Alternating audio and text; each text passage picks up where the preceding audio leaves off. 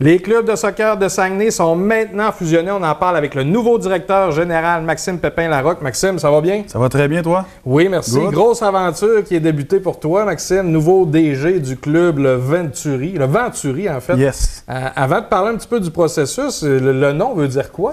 Le nom Venturi, en fait, c'est venu d'un concours qui a été fait parmi tous les jeunes du club, des 4 grands clubs, là. Donc l'Abbé, Chipcha, Jonquière et Chicoutimi. Et puis, c'est une dame de Jonquière qui a trouvé le nom, Mme Fortin, qui a proposé un des 40 noms. Et puis, il y a eu un concours par la suite avec une sélection de 3 noms. C'est Venturi qui est sorti. Venturi, en soi, c'est un effet scientifique. C'est un effet scientifique quand de l'air, une masse d'air, une masse de liquide, une masse de fluide, qu'importe, passe au travers d'un conduit. Puis ça devient plus étroit. Dans notre cas, nous, on parle du fjord. Donc, dans le fjord du Saguenay, quand le vent passe, puis là, les parois rocheuses se rétrécissent un petit peu, bien, l'effet Venturi, c'est quand le vent entre là-dedans, puis sort de l'autre côté, il sort beaucoup plus fort.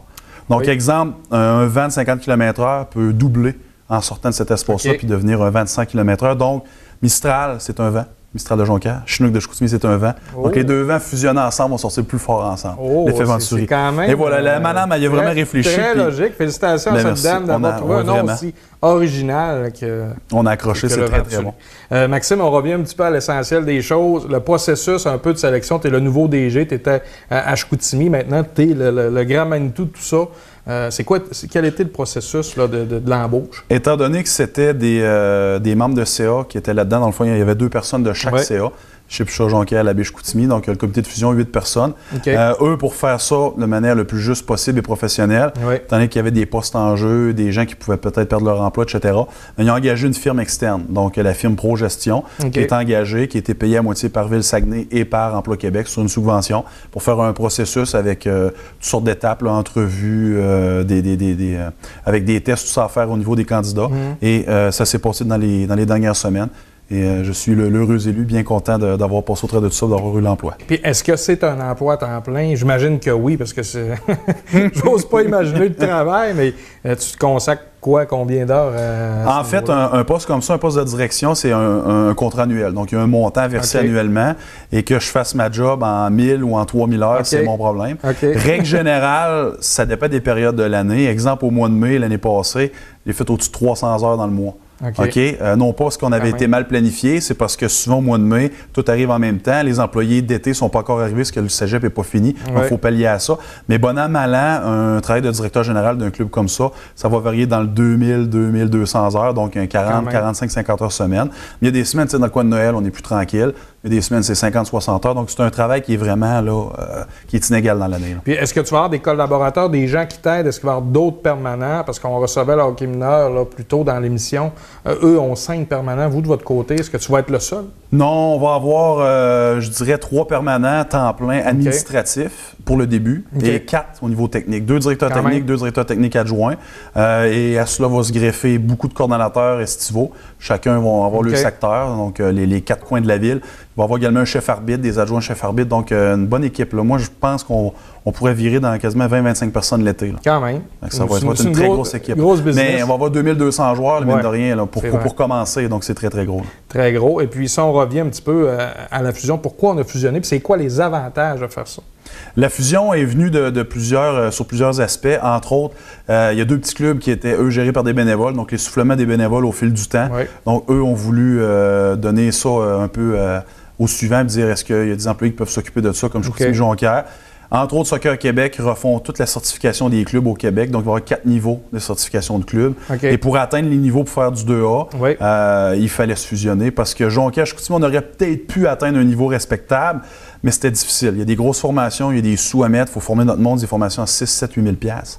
Donc, il fallait... Oui, vraiment. Donc, il fallait se mettre ensemble pour avoir un budget plus gros. Donc, pour avoir plus de ressources dans tout ça. Donc, ça, c'était une autre facette. Là. Puis, on sait que c'est des gros changements, Maxime, pour tous les parents et les joueurs de la région. C'était quoi ou c'est quoi les inquiétudes qu'ont les parents présentement? Ce qui est sorti un petit peu, ça a beaucoup moins brassé qu'au hockey, là, ça je peux le dire tout de suite. Le hockey, il y a des réseaux de télé qui couraient après ces histoires-là. Nous, on s'en est fait parler, puis comme il n'y a pas eu de chicane, ça n'a pas passé à la TV, donc c'est un bon signe. Mais de notre côté, je dirais les inquiétudes des parents sont surtout au niveau de est-ce que mon jeune, exemple à l'Abbé, va jouer à Chipcha, à Chicoutimi-Jonquière?